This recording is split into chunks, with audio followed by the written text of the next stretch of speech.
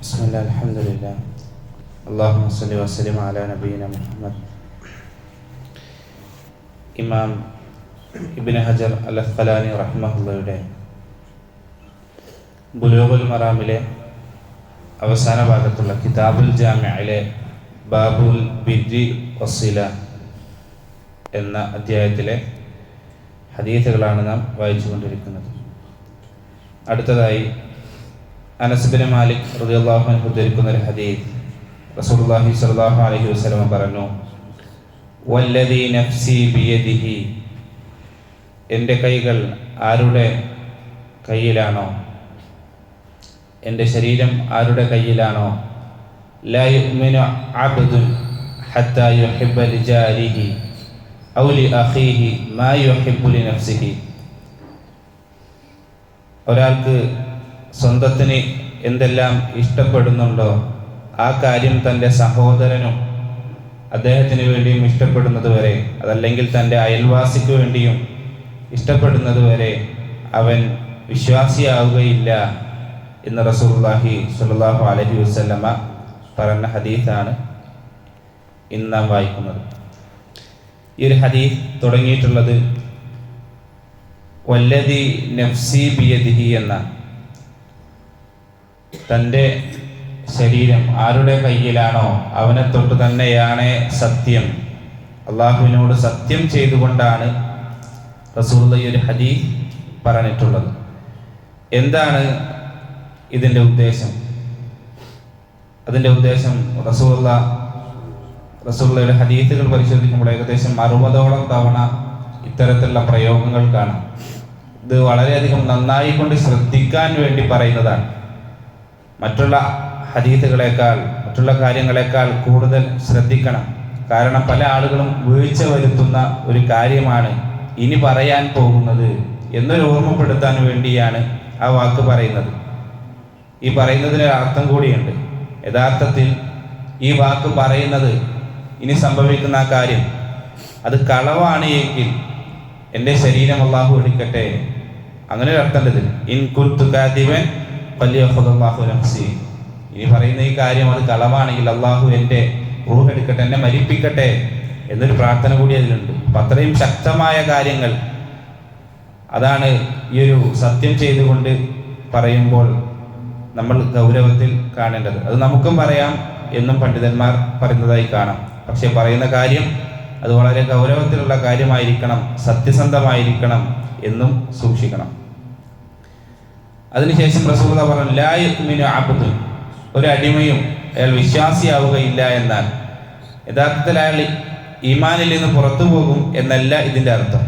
അയാളുടെ ഈമാൻ പൂർണ്ണമാവുകയില്ല എന്നാണ്. ഈമാൻ അത് കൂടുകയും കുറയുകയും ചെയ്യും. അതിൻ്റെ ഏറ്റവും പൂർണ്ണമായ ഒരവസ്ഥയുണ്ട്, അതൊരാൾക്ക് കിട്ടുകയില്ല. ഇനി പറയുന്ന കാര്യം അത് അയാളിൽ ഇല്ലെങ്കിൽ അയാളുടെ ഈമാൻ പൂർണ്ണമാണ് എന്ന് നമുക്ക് പറയാൻ സാധിക്കുകയില്ല എന്നാണ് ലാ യുഅ്മിനു അഹദുകും എന്ന് പറയുന്നതിൻ്റെ അർത്ഥം. എന്ന് റസൂലുള്ളാഹി സ്വല്ലല്ലാഹു അലൈഹി വസല്ലം പിന്നീട് പറഞ്ഞു, ഹത്താ യുഹിബ്ബ ലിജാരിഹി, തൻ്റെ അയൽവാസിക്ക് ഇഷ്ടമുണ്ടാകണം എന്നാണ്. തനിക്ക് എന്തെല്ലാം ഇഷ്ടമുണ്ടോ അതൊക്കെ തൻ്റെ അയൽവാസിക്കും ലഭിക്കണമെന്ന് ഒരിഷ്ടം അയാളിൽ ഉണ്ടാകണം എന്നാണ്. ആരാണ് അയൽവാസി എന്ന് പറഞ്ഞാൽ? പണ്ഡിതന്മാർ പറഞ്ഞു, തൻ്റെ വീടിൻ്റെ ഏറ്റവും അടുത്തുള്ള 40 വീടുകളാണ് അയൽവാസികൾ എന്ന് ചില പണ്ഡിതന്മാർ പറഞ്ഞു. എന്നാൽ മറ്റു ചില ആളുകൾ പറഞ്ഞു, തൻ്റെ വീടിൻ്റെ ഓരോ വശത്തേക്കും ഓരോ വശത്തേക്കും 40 വീടുകൾ, അങ്ങനെയുള്ള വീടുകളാണ് അയൽവാസികൾ. എന്നാൽ ഇബ്നു ഉസൈമീൻ റഹിമഹുല്ലാഹി പോലെയുള്ള പണ്ഡിതർ പറഞ്ഞു, അത് നമ്മുടെ നാട്ടിലെ എങ്ങനെയാണോ കണക്കാക്കുന്നത് വെച്ചാൽ അതിനനുസരിച്ചാണ് നമ്മൾ നോക്കേണ്ടത്. നമ്മുടെ നാട്ടിൽ എത്ര വീടുകളെ അയൽവാസിയായി പരിഗണിക്കും? അതൊരു 10 വീടാണെങ്കിൽ എങ്കിൽ അതാണ് ആ നാട്ടിലെ അയൽവാസികൾ. മറ്റൊരു വീട്ടിലത് 100 ഒക്കെ ഉണ്ടെങ്കിൽ അത്രയും വീടുകൾ, അതൊക്കെ നമുക്ക് അങ്ങനെ പരിഗണിക്കാം. ഓരോ നാട്ടിലും ഓരോ രൂപത്തിലായിരിക്കും വീടുകൾ ഉണ്ടാകുക. അതിനനുസരിച്ചാണ് അവരൊക്കെ അയൽവാസിയായി പരിഗണിക്കേണ്ടത് എന്നാണ് അദ്ദേഹത്തിൻ്റെ അഭിപ്രായം. മാത്രമല്ല പിന്നീട് പറഞ്ഞത്, അതല്ലെങ്കിൽ തൻ്റെ സഹോദരനെ, അപ്പോൾ നമുക്കിഷ്ടമുള്ളത് തൻ്റെ സഹോദരനും ഇഷ്ടമുണ്ടാകണം. അഥവാ നമുക്കൊരു നല്ല കാര്യം ലഭിക്കുക എന്നുള്ളത് വളരെ ഇഷ്ടമാണെങ്കിൽ ആ നല്ല കാര്യം തൻ്റെ സഹോദരന് ലഭിക്കുമ്പോഴും നമുക്ക് ഇഷ്ടമുണ്ടാകണം. നമ്മുടെ മനസ്സിനൊരു ചൊറിച്ചിലുണ്ടാകാൻ പാടില്ല. അതെപ്പോഴാണ് ഉണ്ടാകുക? തൻ്റെ മനസ്സ് ശുദ്ധമായിരിക്കണം. അസൂയ ഉണ്ടാകാൻ പാടില്ല, വഞ്ചനയുണ്ടാകാൻ പാടില്ല, പകയുണ്ടാകാൻ പാടില്ല. അങ്ങനെയുള്ളൊരു മനസ്സുണ്ടാകണം എന്നാണ് ഈ പറഞ്ഞ ഹദീസിൻ്റെ അർത്ഥം. നമ്മുടെ സഹോദരന് ഒരു നല്ല കാര്യം ഉണ്ടായാൽ നമുക്കും അൽഹംദുലില്ലാ പറയാൻ സാധിക്കണം. അദ്ദേഹത്തിന്റെ ബറക്കത്തിന് വേണ്ടി പ്രാർത്ഥിക്കാൻ നമുക്ക് സാധിക്കണം. അദ്ദേഹത്തിന് രോഗം ബാധിച്ചു, ഒരു ദോഷം ബാധിച്ചു എങ്കിൽ നമുക്ക് അദ്ദേഹത്തിന് വേണ്ടി പ്രാർത്ഥിക്കാൻ സാധിക്കണം. അദ്ദേഹത്തിന്റെ ദുഃഖത്തിൽ നമുക്ക് പങ്കുചേരാൻ സാധിക്കണം.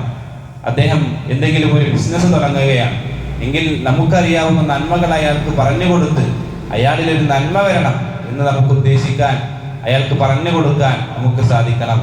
അതാണ് നമ്മളിൽ എന്തെല്ലാം നന്മകൾ ആഗ്രഹിക്കുന്നോ ആ നന്മകളെല്ലാം തൻ്റെ സഹോദരനും ഉണ്ടാകണമെന്ന ആഗ്രഹം.